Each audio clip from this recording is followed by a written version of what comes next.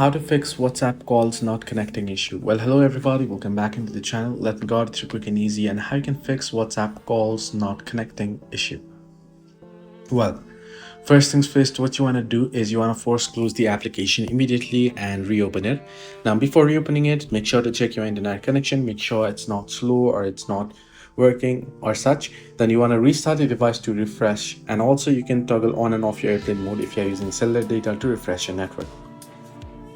Now, if you're using any VPNs, you want to toggle that as well off, or if you need VPN to connect to the call because they are from somewhere else reason or such, then what you can do is you can proceed to change the VPN or change the region or the server through VPN.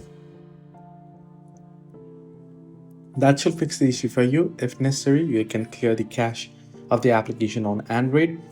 On iOS, you might have to reinstall. However, make sure to back up your chat. To back it up, head into profile on WhatsApp, head into chats and select chat backup and proceed to back it up.